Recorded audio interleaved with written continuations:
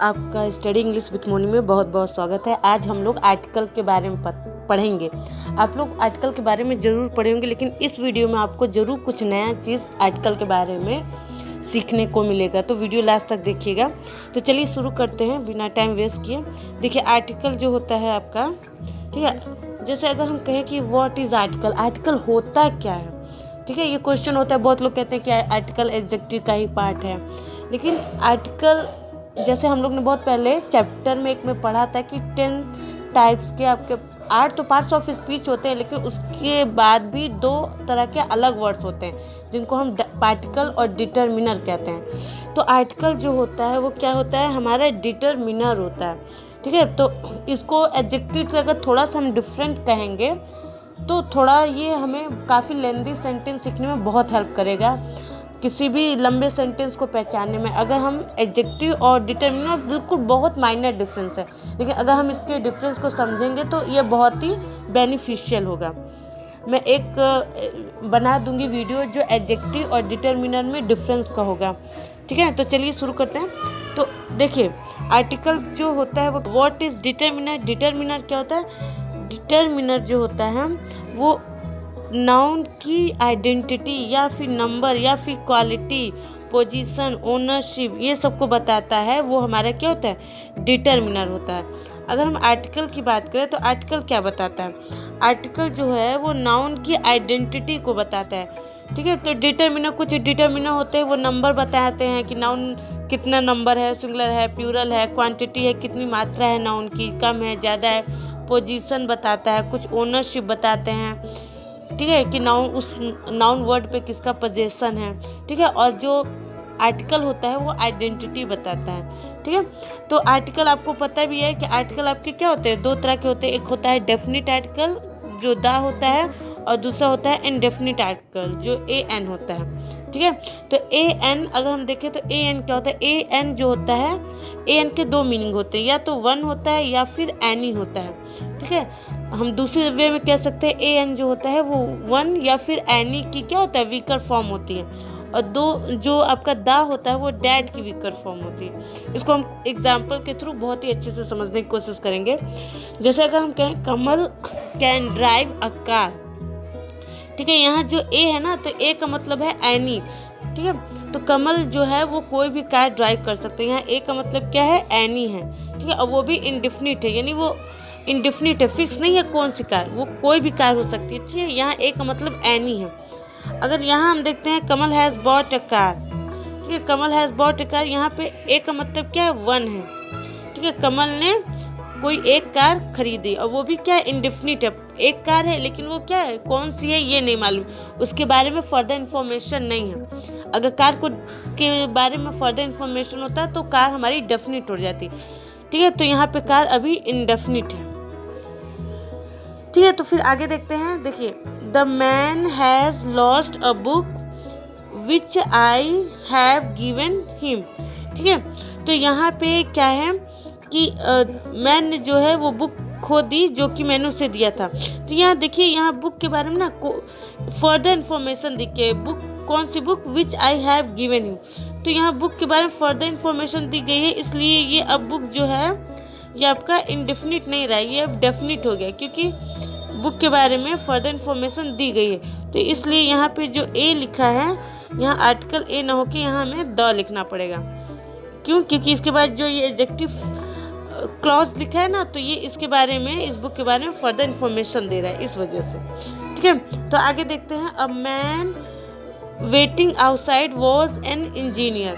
तो यहाँ भी देखिए, यहाँ जो ए लिखा है, यहाँ भी मैन के बारे में ना ये फर्दर इन्फॉर्मेशन दी जा रही है कि मैन आउटसाइड, वेटिंग आउटसाइड, जो बाहर वेट कर रहा है, वॉज एन इंजीनियर। नहीं, यहाँ कोई भी मैन के बारे में नहीं बात की जा रही है, यहाँ मैन को डिफाइन कर दिया क्या कि यहाँ पे उसी मैन के बारे में बात की जा रही है जो कि बाहर खड़ा है। तो इस वजह से यहाँ हमें भी द यूज़ करना पड़ेगा, ठीक है। इसको और अच्छे से समझते हैं ए एन द के यूजेस को, ठीक है। तो देखिए, अगर हम मान लेते हैं कि 3 रूम है, ठीक है, अगर हम यहाँ पे, और हर रूम में क्या है, कई आपके चेयर हैं, तो हम कह सकते हैं, अगर हम कहें कि bring a chair from a room, तो इसका मतलब होगा कि कोई भी चेयर लेते आइए, कहीं कोई भी चेयर ले आइए और किसी भी रूम से ले आइए, ठीक है, इसका मतलब ये हो जाएगा। लेकिन अगर मान लीजिए एक रूम है, उसमें कई चेयर हैं, तो तब हम कैसे यूज़ करेंगे, तब हमें कहना पड़ेगा bring a chair from the room, क्योंकि रूम हमारा डिफाइन है, लेकिन चेयर कौन सी है वो डिफाइन है। कईयों में से कोई एक चेयर लेना है। एक का मतलब क्या होता है, ए जो एन होता है ना, उसका मतलब क्या होता है, ये भी याद रखिएगा, जो ए एन होता है ना, ए एन, उसका एक मतलब होता है वन ऑफ मैनी, ठीक है, कईयों में से एक। कईयों में से एक जो होता है ना, वो आपका होता है ए एन।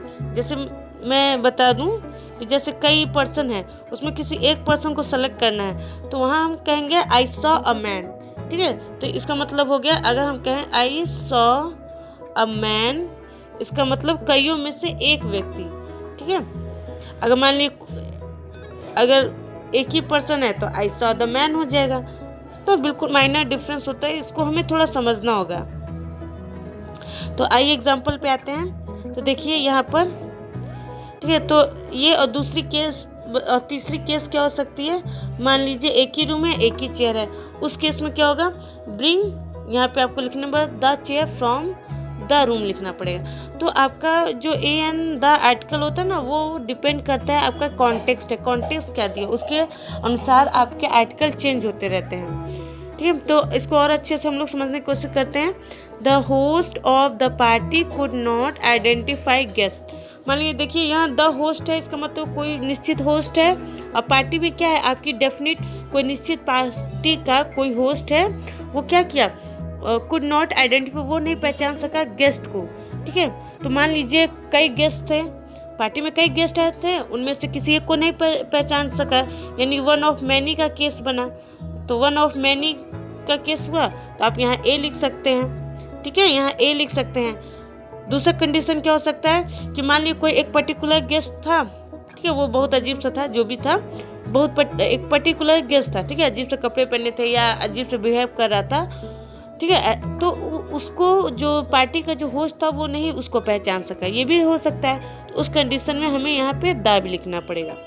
तो कुल कहने का मतलब है कि अगर कॉन्टेक्स्ट के हिसाब से यहाँ देखिए, यहाँ आप दा भी लिख सकते हैं, ए भी लिख सकते हैं, बस कॉन्टेक्स्ट अलग हो जाएगा। ए का मतलब हो जाएगा कईयों में से एक किसी गेस्ट को होस्ट नहीं पहचान सका। दा का मतलब हो जाएगा कि पर्टिकुलर कोई एक गेस्ट था जिसको कि जो आपका होस्ट था वो नहीं पहचान सका, ठीक है। यहाँ ए एन दोनों सही हो सकते हैं। आइए नेक्स्ट एग्जाम्पल पे, the host of a party should not disrespect guest. यहाँ देखिए पर्टिकुलर कोई होस्ट है और कोई भी पार्टी है, ठीक, किसी भी पार्टी का जो किसी भी पार्टी के होस्ट को क्या करना चाहिए, गेस्ट का डिसरिस्पेक्ट नहीं करना है। देखिए यहाँ पार्टी ही इंडेफिनिट हो गई, मतलब कोई भी पार्टी, तो यहाँ पे गेस्ट कैसे डिफिनिट हो सकते हैं, किसी भी पार्टी के जो होस्ट है उसको किसी भी गेस्ट का डिसरिस्पेक्ट नहीं करना चाहिए। तो यहाँ आप ए नहीं यूज़ कर पाओगे, यहाँ आपको सिर्फ आपको ए ही यूज़ करना पड़ेगा, क्योंकि यहाँ जो पार्टी है वही डिफिनिट हो गई, तो गेस्ट अपने आप इनडिफिनिट हो जाएंगे, ठीक है। तो ये थोड़ा सा हमें ध्यान देना होता है, ठीक है। तो चलिए इसको आगे और समझते हैं। It is not safe for dash child to be crossing busy road alone. देखिए पूरे सेंटेंस के स्ट्रक्चर को देखिए, ये जो पूरा सेंटेंस है ना, यहाँ पे किसी पर्टिकुलर चाइल्ड की बात नहीं करी जा रही है, यहाँ पर जनरल चाइल्ड की बात की जा रही है कि ये सही नहीं है कि कोई भी बच्चा जो है वो किसी भी बिजी रोड को अकेला पार करे। तो यहाँ आपको ए यूज़ करना पड़ेगा, दोनों कॉन्स्टेंट। यहाँ किसी भी तरीके से किसी चाइल्ड को या रोड को हमने स्पेसिफिक नहीं किया है, जहाँ स्पेसिफिक करने की चांसेस हैं वहाँ द यूज़ हो सकता है, अदरवाइज ए यूज़ होगा। इन दोनों कंडीशन में यहाँ पे ए लिख पाएंगे आप, द यूज़ नहीं होगा, ठीक है। ये मायने, और कहीं कहीं होता है कि ए द दोनों आप लिख सकते हैं, तो ये हमें थोड़ा समझना होता है। देखिए Kamal was looking at dashboard in the cage, ठीक है। तो यहाँ मान लीजिए ये कोई केज है, उसमें कई बर्ड्स हैं, उनमें से किसी एक बर्ड को, ठीक है, मान लीजिए किसी एक पर्टिकुलर बर्ड को कमल देख रहे हैं, तो उस कंडीशन में तो यहाँ क्या यूज़ कर सकते हैं, यहाँ उस कंडीशन में द यूज़ कर सकते हैं, सॉरी उस कंडीशन में कई में से एक हुआ ना, वन ऑफ मैनी का केस बना, तो उस कंडीशन में यहाँ पे आप ए यूज़ कीजिएगा। मान लीजिए कोई है केस, उसमें एक ही बर्ड है, उस कंडीशन में यहाँ द यूज़ कीजिएगा, ठीक है। तो ये होता है पहचानने का तरीका। देखिए कुछ तो आपके आर्टिकल कॉन्टेक्स्ट पर निर्भर करते हैं। अगर हम किसी से पूछेंगे where is the car, where यहाँ पे आप ए यूज़ नहीं कीजिए। जिससे भी आप पूछिएगा तो कार डिफाइन है कि आप किस कार की बात करें, उस कंडीशन में यहाँ सिर्फ द यूज़ होगा। अगर हम कहें Kamal has gone to dash station to receive the guest, यहाँ पे जो गेस्ट जो आ रहे हैं वो किसी पर्टिकुलर स्टेशन को ही आ रहे होंगे, तो गेस्ट की वजह से यहाँ पे अब स्टेशन भी आप उसी स्टेशन को जाएंगे जहाँ पे गेस्ट आ रहे हैं। तो इस वजह से सेंटेंस के अकॉर्डिंग यहाँ पे द भी मतलब स्टेशन भी क्या हो गया, पर्टिकुलर हो गया। तो थोड़ा सा ये हमें समझना होता है। कॉन्टेक्स्ट भी कभी कभी डिफाइन कर देता है कि ए यूज़ होगा कि द यूज़ होगा। आई होप आपको ये वीडियो समझ में आया होगा। आर्टिकल के कुछ कॉन्सेप्ट क्लियर हुए होंगे और इसके आगे के कॉन्सेप्ट मैं फर्दर वीडियो में बनाऊंगी। तो प्लीज़ हमें कमेंट कीजिएगा कि आपको ये वीडियो कितना समझ में आएगा, अपना सुझाव ज़रूर दीजिएगा। ठीक है, तो और आपका वीडियो देखने के लिए बहुत बहुत धन्यवाद।